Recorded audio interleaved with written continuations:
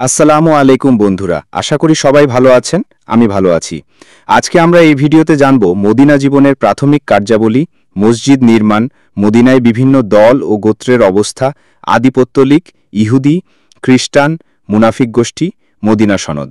Medina সনদের পরিচয়, Medina সনদের ধারা ও শর্তসমূহ, মদিনা সনদের গুরুত্ব ও তাৎপর্য, প্রথম ও দ্বিতীয় হিজরির উল্লেখযোগ্য ঘটনাবলী। হজরত মোহাম্মদ সাল্লাল্লাহু আলাইহি ওয়াসাল্লাম মক্কা থেকে হিজরত করে মদিনায় আগমনের পর তার মদিনা জীবন শুরু হয়। তার জীবনের এই অধ্যায় খুবই ঘটনাবহুল। মক্কায় থাকাকালীন সময়ে তিনি শুধু ধর্মপ্রচারকের ভূমিকায় ছিলেন, আর মদিনায় এসে তিনি রাষ্ট্রনায়কের মর্যাদা লাভ করেন। ফলে ইসলামকে রাষ্ট্রীয়ভাবে প্রতিষ্ঠার সুযোগ পান, ইসলামের সামাজিক ন্যায়নীতি প্রতিষ্ঠা করেন। এ সময়ে তিনি একাধারে রাজনৈতিক নেতৃত্ব, সামাজিক সংস্কার, অর্থনৈতিক নীতি নির্ধারণ, শিক্ষা, সংস্কৃতি ও নতুন সভ্যতার গোড়াপত্তন করেন, সাথে সাথে ধর্মীয় অনুশাসন প্রতিষ্ঠায় যুগান্তকারী পদক্ষেপ গ্রহণ করতে সক্ষম হন। হজরত মোহাম্মদ সাল্লাল্লাহু আলাইহি ওয়াসাল্লাম তার জীবনের মাত্র 10 বছর মদিনায় অবস্থান করেছিলেন। এ সময় ইসলামের অধিকাংশ বিধান অবতীর্ণ হয়। ইসলামকে পূর্ণাঙ্গ জীবন বিধান হিসেবে প্রতিষ্ঠা করেন। ইসলাম প্রতিষ্ঠার পথে তাকে অনেক বাধা অতিক্রম করতে হয়েছে। ইসলাম বিরোধী শক্তির সাথে অনেকগুলো সশস্ত্র যুদ্ধ করতে হয়েছে। তিনি ইসলামী আদর্শকে আরবের সীমানা অতিক্রম করে বিশ্বের বিভিন্ন দেশ ও জাতির কাছে পৌঁছে দিয়েছিলেন। খুব কম সময়ের মধ্যে তিনি বিশ্ব মানবতার কাছে একটি চিরন্তন কালজয়ী জীবন ব্যবস্থা ও আদর্শ সমাজ কাঠামো উপহার দেন, যা ইতিহাসের এক অবিস্মরণীয় ঘটনা। তার জীবনের বিস্ময়কর সফলতা এখানেই। মদিনা নামের ব্যাপ্তি, 622 খ্রিস্টাব্দে ইয়াসরেব নামক জনৈক আমালেকা নরপতি এই নগরী প্রতিষ্ঠা করে একে রাজধানী মনোনীত করেন। তার নামানুসারে এ শহর ইয়াসরেব নামে অভিহিত হতে থাকে। মক্কা থেকে প্রায় 250 মাইল উত্তরে এই নগরী অবস্থিত।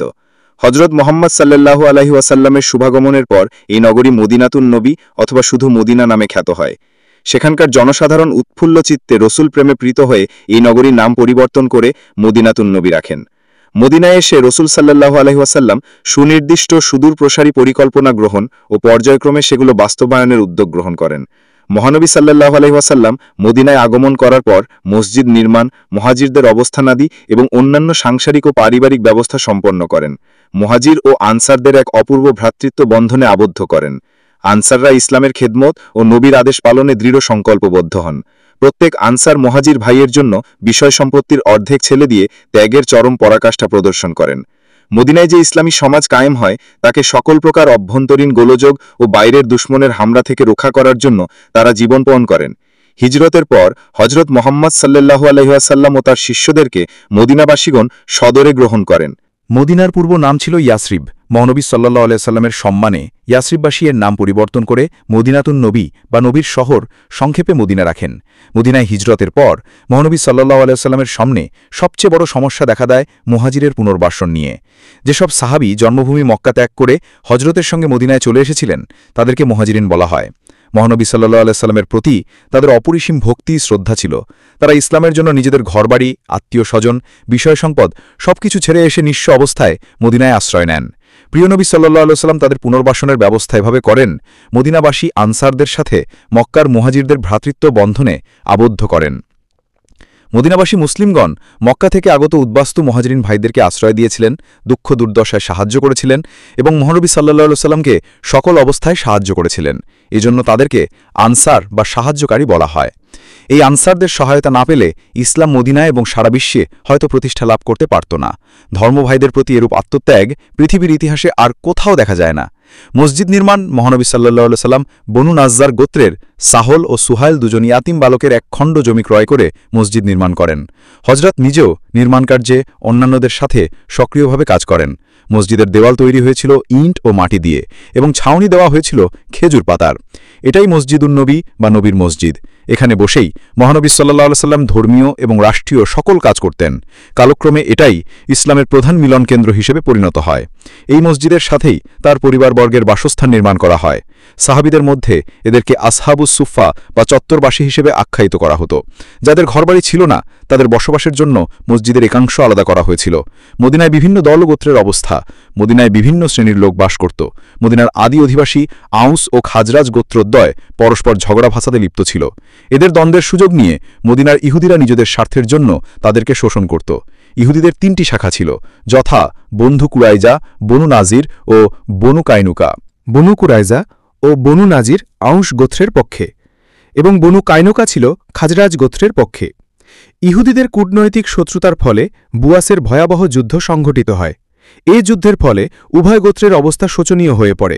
তারা একজন ভালো নেতার সন্ধানে ব্যস্ত ছিল। তারা হজরত মোহাম্মদ সাল্লাল্লাহু আলাইহি ওয়াসাল্লামকে একজন উত্তম নেতা হিসেবে পেয়ে সাদরে গ্রহণ করেন। আদি পৌত্তলিক। মদিনার আদি অধিবাসীদের মধ্যে একদল মূর্তি উপাসক পৌত্তলিকও ছিল। মহানবী সাল্লাল্লাহু আলাইহি ওয়াসাল্লামের আগমনে তারাও প্রথমে খুশি হয়েছিল এবং তাকে রক্ষা করার জন্য সংঘবদ্ধ উদ্যোগকে স্বাগত জানিয়েছিল। কিন্তু পরবর্তী সময়ে ইসলামের শক্তির একক উত্থান ও বিকাশে পৌত্তলিকরা ঈর্ষাকাতর হয়ে উঠেছিল। তবে এরা সময়ের ব্যবধানে ইসলামের সৌন্দর্যে মুগ্ধ হয়ে পড়ে ইসলামের পতাকাতলে সমবেত হয়েছিল। ইহুদি। মদিনায় ইহুদিরা শক্তিশালী এবং স্বার্থান্ধ। তারা প্রথমে হজরত মুহাম্মদ সাল্লাল্লাহু আলাইহি ওয়াসাল্লামের মদিনা আগমনকে স্বাগত জানানোর জন্য মদিনাবাসীদের সাথে যোগ দিয়েছিল। রাসূল সাল্লাল্লাহু আলাইহি ওয়াসাল্লাম প্রথমে আসমানি ধর্ম হিসেবে তাদের ধর্মের প্রতি গুরুত্ব দিয়েছিলেন। তাদের সাথে বন্ধুত্ব ও সম্প্রীতি স্থাপন করার জন্য তাদের কিছু রীতিনীতি গ্রহণ করেছিলেন। ইহুদিরা প্রথমে মনে করেছিল তারা হজরতকে দলভুক্ত করতে পারবে, কিন্তু ইহুদিরা ছিল অভিশপ্ত জাতি এবং বুদ্ধিবৃত্তিক দিক দিয়ে সীমাহীন দুর্বৃত্ত। হজরত মুহাম্মদ সাল্লাল্লাহু আলাইহি ওয়াসাল্লাম যে সর্বশেষ বিশ্বনবী তা তারা ভালো করেই জানত। তবুও চরম স্বার্থান্ধকার পরিচয় দিয়ে তারা রাসূল ও ইসলামের বিরুদ্ধাচরণ করতে লাগল। ইহুদিদের মধ্যে ৩টি শাখা ছিল, যথা বনু কুরাইজা, বনু নাজির ও বনু কাইনুকা। এরা চক্রবৃদ্ধি হারে সুদের ব্যবসা চালিয়ে সাধারণ মানুষের জীবন দুর্বিষহ করে তুলেছিল। মদিনার খ্রিস্টানগণও হজরত মুহাম্মদ সাল্লাল্লাহু আলাইহি ওয়াসাল্লামের মদিনা আগমনকে অন্যান্যদের সাথে স্বাগত জানায়, কিন্তু তারাও পরবর্তী সময়ে রাসূলের বিরোধিতা করে। মুনাফিক গোষ্ঠী। রাসূলের মদিনায় আগমনের পর আরও একটি নতুন উপদল সৃষ্টি হল। এরা সুযোগ সুবিধা লাভের আশায় ইসলাম গ্রহণ করেছিল। এদের নেতা ছিল আবদুল্লাহ ইবনে উবাই। হজরতের আগমনের পূর্বে সে মদিনার রাজ ক্ষমতা লাভের জন্য লালায়িত ছিল, কিন্তু হজরত মুহাম্মদ সাল্লাল্লাহু আলাইহি ওয়াসাল্লামের মদিনায় আসার কারণে তার স্বপ্ন ধূলিসাৎ হয়ে যায়। এ মর্মজ্জলায় সে রাসূলুল্লাহ সাল্লাল্লাহু আলাইহি ওয়াসাল্লাম ও ইসলামের সাথে ঘোরতর গোপন শত্রুতা শুরু করে। তার সাথে আরও অনেকে মিলিত হয়। এরা স্বার্থ হাসিল ও জনপ্রিয়তা লাভের আশায় ইসলাম গ্রহণ করেছিল, কিন্তু গোপনে এরা ইসলামের ভীষণ শত্রু ছিল। ইসলামের ধ্বংসের জন্য এরা নানা ষড়যন্ত্রমূলক কাজ করতে থাকে। এদেরকে মুনাফিক বলা হয়। এই শ্রেণীর লোকগুলো প্রকাশ্য শত্রুর চেয়ে অধিকতর ভয়ানক ছিল। হজরত মুহাম্মদ সাল্লাল্লাহু আলাইহি ওয়াসাল্লাম তাদের শত্রুতা থেকে সবসময় সতর্ক হয়ে চলতেন। এদের ব্যাপারে পবিত্র কোরআনে অনেক সতর্কবাণী এসেছে এবং এরা কাফিরদের চেয়ে নিকৃষ্টতর। মদিনা সনদ। মহানবী সাল্লাল্লাহু আলাইহি ওয়াসাল্লাম প্রিয় জন্মভূমি মক্কা ছেড়ে মদিনায় হিজরত করার পর সেখানে একটি ইসলামী প্রজাতন্ত্র স্থাপন করার পরিকল্পনা করেন। মহানবী সাল্লাল্লাহু আলাইহি ওয়াসাল্লাম মদিনার সংহতির চিন্তা করে সেখানকার অধিবাসীদের নিয়ে তথা পৌত্তলিক, ইহুদি, খ্রিস্টান এবং মুসলিমদের মধ্যে এক লিখিত সনদ বা চুক্তি স্বাক্ষর করেন, আর এ সনদের মাধ্যমে রাষ্ট্র পরিচালনার ঘোষণা দেন। এ সনদকেই মদিনা সনদ বলা হয়। ইসলামের ইতিহাসে এ সনদের গুরুত্ব লিগ বা নেশনস বা জাতিসংঘ, চার্টার অব হিউম্যান বা জেনেভা কনভেনশনের চেয়েও গুরুত্বপূর্ণ ও সুদূর প্রসারী ছিল। মদিনা সনদের পরিচয়। হজরত মুহাম্মদ সাল্লাল্লাহু আলাইহি ওয়াসাল্লাম ছিলেন বিশ্বের সর্বকালের সর্বশ্রেষ্ঠ দূরদর্শী রাষ্ট্রনায়ক। তিনি তার রাজনৈতিক দূরদর্শিতার দ্বারা অবলোকন করলেন যে মদিনা ও পার্শ্ববর্তী অঞ্চলে বসবাসকারী ইহুদি, খ্রিস্টান, পৌত্তলিক ও মুসলিমদের মধ্যে সহাবস্থান এবং সম্প্রীতি স্থাপিত না হলে একটি সুসংহত রাষ্ট্র প্রতিষ্ঠা সম্ভব নয়। তাই তিনি এ 4 জাতির লোক নিয়ে একটি আন্তর্জাতিক সনদ রচনা করেন। এ সনদে 53টি ধারা ছিল। এ সনদকেই মদিনা সনদ বা দ্য চার্টার অব মদিনা বলা হয়। মদিনা সনদের ধারা বা শর্তসমূহ। মদিনা সনদে 52টি ধারা বা শর্ত ছিল। আবু ওবাইদ কিতাব আল আমওয়ালে বলেন, সামাজিক নিরাপত্তা, বিচার ব্যবস্থা, আন্তর্জাতিক সম্পর্ক, প্রতিরক্ষা, কেন্দ্রীয় প্রশাসনের বিভিন্ন বিষয় এবং বিচার বিভাগের সর্বোচ্চ ক্ষমতা হজরত মুহাম্মদ সাল্লাল্লাহু আলাইহি ওয়াসাল্লামের ওপর ন্যস্ত করা হয়। এ সনদ বলে হজরত মুহাম্মদ সাল্লাল্লাহু আলাইহি ওয়াসাল্লাম মদিনার সর্বাধিনায়ক ছিলেন। মদিনা সনদের প্রধান প্রধান ধারা নিম্নরূপ। মদিনা সনদে স্বাক্ষরকারী ইহুদি, খ্রিস্টান, পৌত্তলিক ও মুসলিমগণ মদিনা রাষ্ট্রে সমান নাগরিক অধিকার ভোগ করবে এবং একটি জাতি বা উম্মাহ গঠন করবে। সনদ অনুযায়ী মহানবী সাল্লাল্লাহু আলাইহি ওয়াসাল্লাম মদিনা রাষ্ট্রের রাষ্ট্রপ্রধান এবং মদিনার সর্বোচ্চ বিচারালয়ের প্রধান পদে অধিষ্ঠিত হবেন। মদিনা রাষ্ট্রের পূর্ণ স্বাধীনতা বজায় থাকবে। সকল শ্রেণীর লোক নিজ নিজ ধর্ম স্বাধীনভাবে পালন করতে পারবে। মদিনা সনদে স্বাক্ষরকারী কোনো পক্ষ মদিনার জাতীয় স্বার্থের পরিপন্থী কোনো ঘৃণ্য ষড়যন্ত্র ও বহিঃশত্রুর সঙ্গে আঁতাত করতে পারবে না। সনদে স্বাক্ষরকারী কোনো সম্প্রদায়কে বহিঃশত্রু আক্রমণ করলে সকল সম্প্রদায়ের সমবেত শক্তির সাহায্যে সে বহিঃশত্রুর মোকাবেলা করতে হবে। সনদে স্বাক্ষরকারী সম্প্রদায়সমূহ বহিঃশত্রুর হামলার সময় স্ব সম্প্রদায়ের পক্ষ থেকে যুদ্ধের ব্যয়ভার বহন করবে। সনদে স্বাক্ষরকারী সম্প্রদায়ের কোনো ব্যক্তি অপরাধ করলে তা ব্যক্তিগত অপরাধ বলে গণ্য করা হবে। এজন্য অপরাধীর সম্প্রদায়কে দোষী করা চলবে না। মদিনাকে পবিত্র বলে ঘোষণা করা হল এবং রক্তপাত, হত্যা, বলাৎকার সহ অপরাপর অপরাধমূলক কার্যকলাপ চিরতরে নিষিদ্ধ করা হল। অপরাধীকে উপযুক্ত শাস্তি ভোগ করতে হবে এবং সর্বপ্রকার পাপী ও অপরাধীকে ঘৃণার চোখে দেখতে হবে। স্বাক্ষরকারী সম্প্রদায়ের কারো মধ্যে কোনো বিরোধ দেখা দিলে মহানবী সাল্লাল্লাহু আলাইহি ওয়াসাল্লাম আল্লাহর বিধান অনুযায়ী তার মীমাংসা করবেন। দুর্বল ও অসহায়কে সর্বতোভাবে সাহায্য ও রক্ষা করতে হবে। মহানবী সাল্লাল্লাহু আলাইহি ওয়াসাল্লামের পূর্ব সম্মতি ব্যতি রেখে মদিনাবাসীগণ কারো বিরুদ্ধে যুদ্ধ ঘোষণা করতে পারবেন না। সনদে মক্কার কুরাইশগণকে সাধারণভাবে মদিনা রাষ্ট্রের শত্রু বলে ঘোষণা করা হয়। তাদেরকে বা তাদের সাহায্যকারীদেরকে সহায়তা নিষিদ্ধ করা হয়।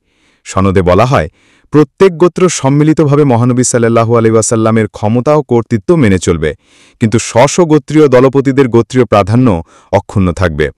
প্রত্যেকটি গোত্র তাদের পূর্ববর্তী চুক্তিসমূহ এবং দেয় মৃত্যুপণ ও মুক্তিপণসমূহ এককভাবে প্রদান করবে। সেখানে মদিনা রাষ্ট্র কোনো বিঘ্ন সৃষ্টি করবে না। সনদের শর্ত ভঙ্গকারীর ওপর আল্লাহর অভিসম্পাতের কথা বলা হয়। মদিনা সনদের গুরুত্ব ও তাৎপর্য। আরবের ইতিহাসে শান্তি প্রতিষ্ঠার সুমহান উদ্দেশ্য নিয়ে অন্য কোনো ব্যক্তি বা নেতা এমন উদ্যোগ গ্রহণ করতে পারেননি। শান্তি প্রতিষ্ঠার বাস্তব উদ্যোগের প্রেক্ষিতে মদিনা সনদ বিভিন্ন দিক দিয়ে বহু গুরুত্ব বহন করে। রাজনৈতিক, ধর্মীয়, সামাজিক, নৈতিক ও প্রশাসনিক ক্ষেত্রে মদিনা সনদ বিশেষ গুরুত্বপূর্ণ। নিম্নে তার সবিস্তার আলোচনা করা হল। প্রথম লিখিত সংবিধান। মদিনায় শান্তি প্রতিষ্ঠার উদ্দেশ্যে 624 খ্রিস্টাব্দে প্রণীত মদিনা সনদ পৃথিবীর ইতিহাসে সর্বপ্রথম লিখিত সংবিধান। এর পূর্বে এরূপ কোনো মৈত্রী সংবিধান ছিল না। এটি তৎকালীন যুগেই নয়, বরং সর্বযুগে সর্বকালের মহামানবের জন্য শ্রেষ্ঠত্বের পরিচায়ক। ঐতিহাসিক মুইর বলেন, এ চুক্তি হজরত মোহাম্মদ সাল্লাল্লাহু আলাইহি ওয়াসাল্লামের অসামান্য মাহাত্ম্য ও অপূর্ব মননশীলতার পরিচায়ক। ভ্রাতৃসংঘ ও ঐক্য প্রতিষ্ঠা। মদিনা সনদ মুসলিম অমুসলিম নির্বিশেষে সব সম্প্রদায়কে ভ্রাতৃত্ব বন্ধনে আবদ্ধ করে, হিংসাদেশ ও কলহের অবসান করে এবং বিপদে সবাই এক, এই নীতিব প্রতিশ্রুতিবদ্ধ করে। মুসলমান ও অন্যান্যদের সাথে সকল প্রকার পার্থক্য নিরসনে এর কার্যকারিতা ধারাগুলোর দিকে তাকালেই স্পষ্ট হয়ে যায়। রাজনৈতিক ঐক্য প্রতিষ্ঠা। সে সময় আরবের মানুষদের মধ্যে কোনো রাজনৈতিক ঐক্য ছিল না।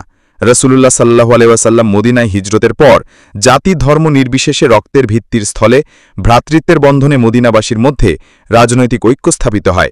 একমাত্র রাসূলুল্লাহ সাল্লাল্লাহু আলাইহি ওয়াসাল্লামের প্রণীত মদিনা সনদই মুসলমান অমুসলিম নির্বিশেষে সবার ভ্রাতৃত্বপূর্ণ ঐক্য প্রতিষ্ঠায় কার্যকর ভূমিকা রাখে। আদর্শ গণতন্ত্র প্রতিষ্ঠা। সেকালের মানুষের মধ্যে গণতন্ত্রের কোনো ধারণাই ছিল না। মদিনা সনদ গোত্রপ্রথার বিলোপ সাধন করে ইসলামী ভ্রাতৃত্ববোধের ভিত্তিতে হযরত মুহাম্মদ সাল্লাল্লাহু আলাইহি ওয়াসাল্লামের ওপর সমাজ ও ধর্মীয় অনুশীলন পরিচালনার দায়িত্ব অর্পণ করে। ফলে আদর্শ গণতন্ত্রের ভিত প্রতীত হয়। ঐতিহাসিক পিকে হিট্টি বলেন, মদিনা প্রজাতন্ত্রের পরবর্তীকালে বৃহত্তর ইসলামী সাম্রাজ্যে পরিণত হয়। স্বৈরাচারী শাসন অথবা শেখতন্ত্রের পরিবর্তে আল্লাহর সার্বভৌমত্ব নবপ্রতিষ্ঠিত ইসলামী প্রজাতন্ত্রের স্বীকৃতি লাভ করে। ধর্মীয় সহিষ্ণুতা ও উদারতা। হযরত মুহাম্মদ সাল্লাল্লাহু আলাইহি ওয়াসাল্লাম ধর্মীয় স্বাধীনতা, সার্বভৌমত্ব, মানবাধিকার ও গণতন্ত্রের উজ্জ্বল দৃষ্টান্ত। তার প্রণীত মদিনা সনদ মুসলমান অমুসলিম নির্বিশেষে সকলের ধর্মীয় স্বাধীনতা নিশ্চিত করে। মদিনার বিভিন্ন সম্প্রদায়ের লোকেরা পরস্পরের ধর্মে হস্তক্ষেপ করতে পারবেন না।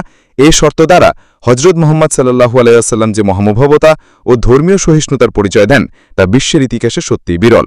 মসজিদে নববী নির্মাণ। রাসূলুল্লাহ সাল্লাল্লাহু আলাইহি সাল্লামের আগমনের পূর্বে মদিনায় কোনো মসজিদ বা মুসলমানদের নামাজ পড়ার সুনির্দিষ্ট কোনো স্থান ছিল না। তিনি মদিনায় আগমনের পর সেই স্থানটি মসজিদের জন্য ক্রয় করে দেন, যেখানে তার উষ্টি বসে পড়েছিল। মসজিদ নির্মিত হল, যার প্রাচীর কাঁচা ইটের, খুঁটি খেজুর গাছের এবং ছাদ খেজুর শাখার। মসজিদের ভিতি ও ছাদ কাঁচা ছিল, এজন্য যখন বৃষ্টি পড়ত তা কাদা হয়ে যেত। মসজিদ সংলগ্ন স্থানে রাসূলুল্লাহ সাল্লাল্লাহু আলাইহি সাল্লামের স্ত্রীদের জন্য কক্ষ তৈরি করা হয়েছিল। এসব কক্ষও ছিল কাঁচা। এ মসজিদ নির্মাণে সাহাবীগণ কায়িক শ্রম দান করেন, যাতে মহানবী সাল্লাল্লাহু আলাইহি সাল্লাম নিজেও অংশগ্রহণ করেছিলেন। ইসলামী রাষ্ট্রের গোড়াপত্তন। মহানবী সাল্লাল্লাহু আলাইহি সাল্লাম প্রণীত মদিনা সনদে আল্লাহর সার্বভৌমত্ব স্বীকার করা হয়, রাষ্ট্র ও ধর্মের সহাবস্থানের ফলে ঐশীতন্ত্র প্রতিষ্ঠিত হয়। মূলত মদিনা সনদই ইসলামী সাধারণতন্ত্রের ভিত্তি স্থাপন করে। শান্তি স্থাপন। ঐতিহাসিক আমির আলী বলেন, মদিনা সনদের মাধ্যমে মহানবী সাল্লাল্লাহু আলাইহি সাল্লামের রাজনৈতিক দূরদর্শিতা ও প্রজ্ঞার পরিচয় মেলে। ড হামিদুল্লাহ বলেন, মোট 52টি ধারাবিশিষ্ট এ সনদ ছিল পৃথিবীর ইতিহাসে প্রথম লিখিত শাসনতন্ত্র। জাতি গঠন। এ সনদের মাধ্যমে মহানবী সাল্লাল্লাহু আলাইহি সাল্লাম সকল ধর্মের ব্যাপারে যে উদারনীতি গ্রহণ করেন তা বিশ্বের ইতিহাসে এক যুগান্তকারী ঘটনা। পরমত পরধর্ম অক্ষুণ্ণ রেখে এ সনদ এক বৃহত্তর জাতি গঠনের পথ উন্মুক্ত করে। ঐক্য প্রতিষ্ঠা। মদিনা সনদ মুসলমান অমুসলমান নির্বিশেষে সব মানুষকে ভ্রাতৃত্ববন্ধনে আবদ্ধ করে হিংসা বিদ্বেষ ও কলহের অবসান ঘটায়।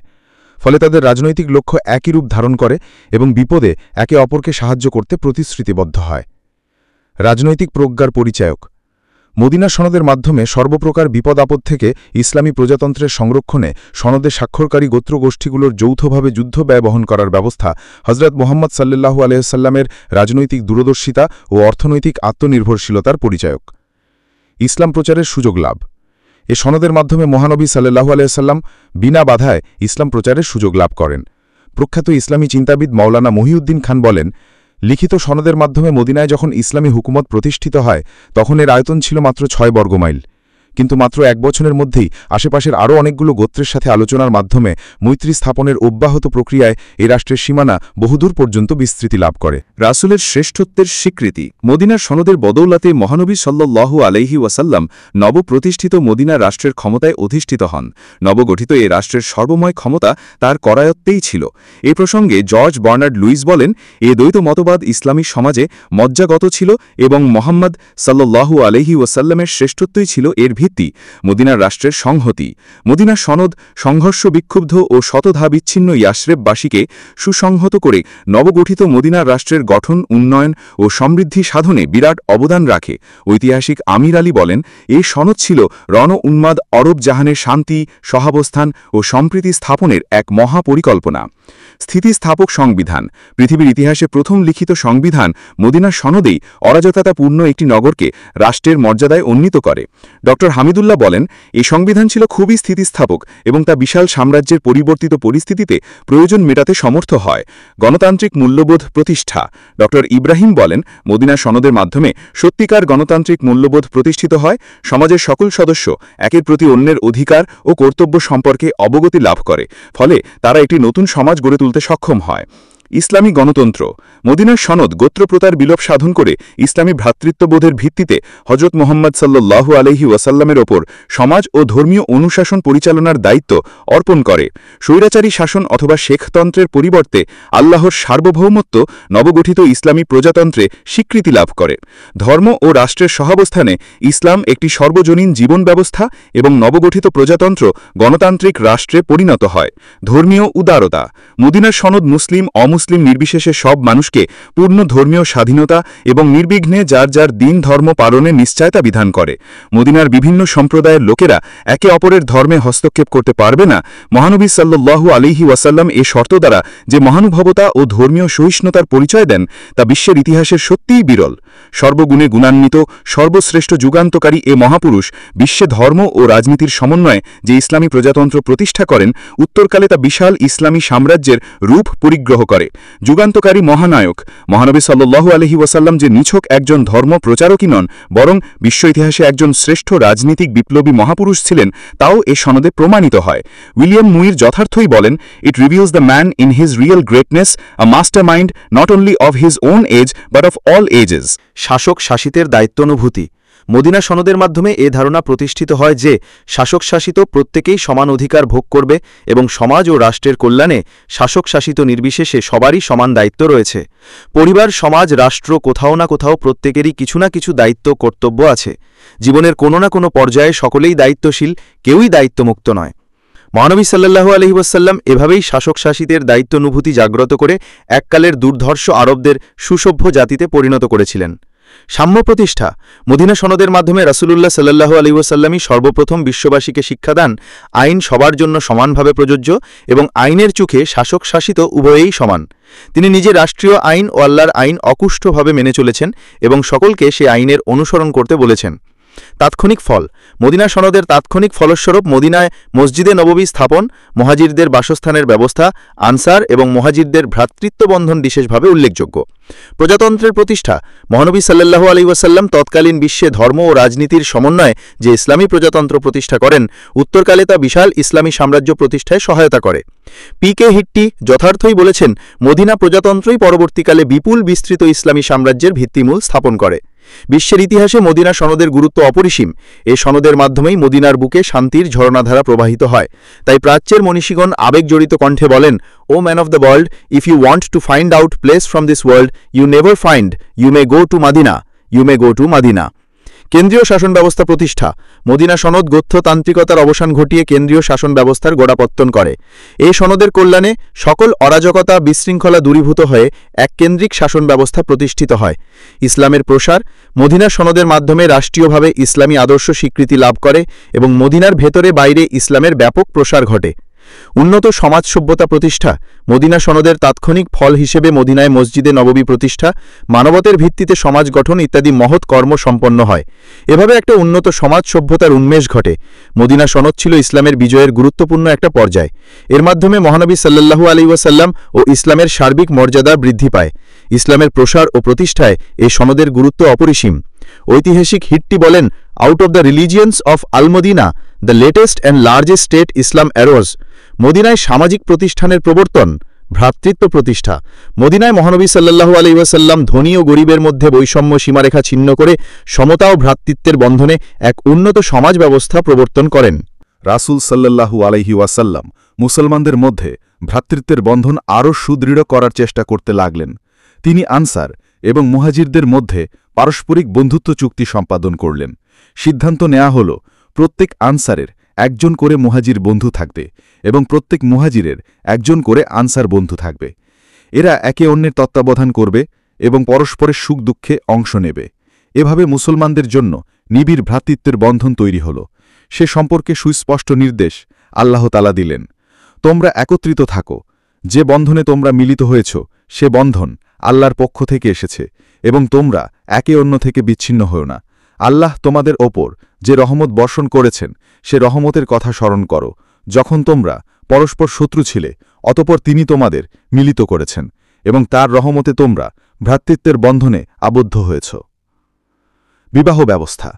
মহানবী হজরত মুহাম্মদ সাল্লাল্লাহু আলাইহি ওয়াসাল্লাম বিবাহের মাধ্যমে স্ত্রী পুরুষের বৈধ মিলনের ব্যবস্থা, তালাক, পুনর্বিবাহ এবং বিধবা বিবাহের ব্যবস্থা চালু করেন। নারীর অধিকার। স্ত্রীলোকদের মৃত পিতা এবং স্বামীর সম্পত্তিতে অধিকার দান করা হয়। দাসপ্রথার বিলোপ সাধন। জায়েদকে মুক্তি দান করে তিনি দাসপ্রথার বিলোপ সাধন করেন। অসামাজিক কার্যকলাপের উচ্ছেদ। মদ্যপান, জুয়া খেলা, লুণ্ঠন, সুদ, ঘুষ, ব্যভিচার, অবিচার প্রভৃতি পাপ ও অসামাজিক কার্যকলাপের মূলে কুঠারাঘাত করা হয়। এসবও নিষিদ্ধ ঘোষিত হয়। খাতনা চালু করেন। আরবে হজরত ইব্রাহিম আলাইহি ওয়াসাল্লামের সময় হতে খাতনা করার যে প্রথা চালু ছিল, মহানবী সাল্লাল্লাহু আলাইহি ওয়াসাল্লাম তা ইসলামী সমাজে গ্রহণ করেন। প্রথম ও দ্বিতীয় হিজরির উল্লেখযোগ্য ঘটনাবলী। হজরত সালমান ফারেসি মুসলমান হন। এবছর হজরত সালমান ফারেসি এবং ইহুদি ধর্ম বিশারদ আবদুল্লাহ ইবনে সালাম মুসলমান হয়েছেন। এবছরই হজরত আবু উমামা ও আসাদ ইবনে জোরারা ইন্তেকাল করেন। নামাজে পরিবর্তন। নামাজ নবুয়তের প্রথম দিকেই ফরজ হয়েছিল, যা সকাল সন্ধ্যায় 2 রাকাত করে পড়া হতো। শবে মেরাজে 5 ওয়াক্ত নামাজ ফরজ হয়। মদিনায় আগমনের পর জোহর, আসর এবং এশায় আরও 2 রাকাত করে সংযোজিত হয়। মাগরিবে 1 রাকাত বর্ধিত হয়। জুমা অবশ্য মক্কায় ফরজ হয়েছিল, কিন্তু আদায় করার সুযোগ হয়নি। মদিনায় এসে যথারীতি জুমার জামায়াত আরম্ভ হয়। জেহাদের নির্দেশ। পূর্বে জেহাদের নির্দেশ ছিল না। প্রথম হিজরি রমজান মাসে মুসলমানদের প্রতি জেহাদের নির্দেশ হয়। এ বছরই হজরত আবদুল্লাহ ইবনে জুবায়ের রাদিয়াল্লাহু আনহু জন্মগ্রহণ করেন। এ বছর শাওয়াল মাসে হজরত আয়েশা রাদিয়াল্লাহু আনহুকে স্ত্রী হিসেবে মহানবী সাল্লাল্লাহু আলাইহি ওয়াসাল্লাম ঘরে তুলে আনেন। এ বিয়ের আকদ মক্কাতেই সম্পন্ন হয়েছিল। আজান প্রবর্তন। মদিনায় মসজিদ প্রতিষ্ঠিত হবার পর নির্ধারিত সময়ে প্রকাশ্যে নামাজের আহ্বানের জন্য হজরত মুহাম্মদ সাল্লাল্লাহু আলাইহি ওয়াসাল্লাম সাহাবীদের সাথে পরামর্শ করেন। কেউ ঘণ্টাধ্বনি, কেউ শিঙ্গা বাজানো, আবার কেউ আগুন জ্বালাবার প্রস্তাব দিলেন। হজরত মুহাম্মদ সাল্লাল্লাহু আলাইহি ওয়াসাল্লাম এগুলোর কোনোটিই পছন্দ করলেন না। তিনি হজরত বিলালকে নামাজের জন্য বর্তমান প্রচলিত বাক্যগুলোর দ্বারা উচ্চৈশ্বরে আহ্বান করতে বলেন। সেই থেকে বর্তমান আজান পদ্ধতি চালু হয়। রোজা ও হজ প্রবর্তন। আজান ও কেবলার মতো আরও দুটি ধর্মীয় অনুষ্ঠান যথা রোজা ও হজ প্রাথমিক মদিনা যুগেই বিধিবদ্ধ হয়। উল্লেখ্য, মদিনায় এসে হজরত মুহাম্মদ সাল্লাল্লাহু আলাইহি ওয়াসাল্লাম ইহুদিদেরকে আশুরার রোজা রাখতে দেখেন এবং তিনি ও মুসলমানগণ ওই রোজা রাখেন। দ্বিতীয় হিজরিতে রমজানের রোজা ফরজ করা হয়। ওই বছর মুসলমানগণ দলবদ্ধ হয়ে ঈদগাহে নামাজ আদায় করে। বদরের যুদ্ধের পূর্বে হজ পালনের কথা শোনা যায়। হজের অনুষ্ঠান বিধিবদ্ধ হওয়ায় আরবের প্রাচীন ধর্মকেন্দ্র ও হজরত মুহাম্মদ সাল্লাল্লাহু আলাইহি ওয়াসাল্লামের জন্মভূমি মক্কা ইসলামের প্রাণকেন্দ্রে পরিণত হয়। ঈদ প্রবর্তন। মদিনায় হিজরতের পর ঈদ উল আজহা ও ঈদ উল ফিতারের মহোৎসবও প্রবর্তিত হয়। জাকাত প্রবর্তন। দরিদ্র মুসলমানদের সাহায্য দানের জন্য এবং রাষ্ট্রের অর্থনৈতিক কাঠামো শক্তিশালী করার জন্য জাকাত ব্যবস্থা প্রবর্তন করা হয়। জাকাত প্রদান করা সাহিব নেসাব ধনী মুসলিমদের জন্য ফরজ বলে ঘোষিত হয়। এভাবে সামাজিক ও ধর্মীয় সংস্কারাদি প্রবর্তনে জাকাত ব্যবস্থা চালু করা হয়। মহানবী সাল্লাল্লাহু আলাইহি ওয়াসাল্লামের মহানুভবতা, সহনশীলতা ও উদারতা সত্ত্বেও মদিনায় বিদ্রোহ ধুমায়িত হয়ে উঠল। ইহুদিদের ষড়যন্ত্রের জন্য মদিনায় বনু নজির, বনু কাইনুকা ও বনু কুরাইজা নামক তিনটি ইহুদি গোত্র বসবাস করত। ইহুদিরা মদিনা সনদে স্বাক্ষর করেছিল, কিন্তু তারা মদিনার একদল মুনাফিক মুসলমান, যাদের নেতা ছিল আবদুল্লাহ ইবনে উবাই, মক্কার মুশরেক কুরাইশদের সাথে মিলিত হয়ে মুসলমানদের বিরুদ্ধে ষড়যন্ত্রে লিপ্ত হয়। ইহুদিদের কবি কাব ইবনে আশরাত ও আরও অনেক মক্কার কুরাইশদেরকে মুসলমানদের বিরুদ্ধে উত্তেজিত করত এবং মদিনার মুসলমানদের গোপন সংবাদসমূহ মক্কায় সরবরাহ করত। এভাবে সকলে মিলে ষড়যন্ত্রের জাল বিস্তার করেছিল মুসলমানদের বিরুদ্ধে। সমগ্র আরব দেশটিকে ইহুদিরা নিজেদের ধর্মে দীক্ষিত করার ব্যাপারে মহানবী সাল্লাল্লাহু আলাইহি ওয়াসাল্লামকে কাজে লাগাতে না পারার দরুন ইসলামের বিরোধিতা আরম্ভ করে এবং যখন তাদেরকে প্রশ্ন করা হতো, তোমরা পৌত্তলিকতা বা ইসলাম কোনটি ভালোবাসো, তখন তারা বলত, মুহাম্মাদের ধর্মের চেয়ে তারা পৌত্তলিকতাকেই অধিক পছন্দ করে। কেবলা পরিবর্তন ও জেহাদের আদেশ সংবলিত আয়াত নাজিল। হিজরি ২য় সালে ইসলামের ইতিহাসে দুটি বিরাট ঘটনার সূত্রপাত হয়। তার একটি হচ্ছে মুসলিম জাহানের জন্য নিজস্ব কেবলা নির্ধারণ, যা আজও ১০০ কোটি মানুষের অন্তরের কেন্দ্রস্থল হিসাবে পরিগণিত হয়। তখন থেকেই ইসলামের শত্রুরা তার বিরোধিতার জন্য তরবারি ধারণ করে এবং মুসলমানগণ তা প্রতিহত করার প্রস্তুতি গ্রহণ করেন। উবই ইবনে কাব রাদিয়াল্লাহু আনহু বলেন, যখন রাসূলুল্লাহ সাল্লাল্লাহু আলাইহি ওয়াসাল্লাম ও তার সহচরগণ মদিনায় আসেন এবং আনসারগণ তাদের আশ্রয় দেন, তখন সমগ্র আরব একযোগে তাদের সাথে যুদ্ধ করতে উদ্যত হয়। তখন জেহাদের নির্দেশ সংবলিত আয়াত অবতীর্ণ হয়, যারা তোমাদের সাথে যুদ্ধ করতে আসবে, আল্লাহর পথে তাদের সাথে যুদ্ধ করো। সূরা বাকারা ১৯০। জেহাদের আদেশ সংবলিত আয়াত নাজিল হওয়ার পর সাহাবিগণ রাতে অস্ত্রশস্ত্র সজ্জিত হয়ে নিদ্রা যেতেন। হাকিম। আত্মরক্ষায় তৎপর ও সাবধান থাকা একটা জরুরি বিষয়। আনসার মুহাজিরদের জন্য আত্মরক্ষামূলক ব্যবস্থা অবলম্বন করা বিশেষ প্রয়োজন ছিল। তাই রাসূলুল্লাহ সাল্লাল্লাহু আলাইহি ওয়াসাল্লাম দুটি ব্যবস্থা অবলম্বন করেন। প্রথমত, সিরিয়ার সাথে কুরাইশদের যে নির্বিঘ্ন ব্যবসা বাণিজ্য ছিল তা বাধাগ্রস্ত করে তোলেন।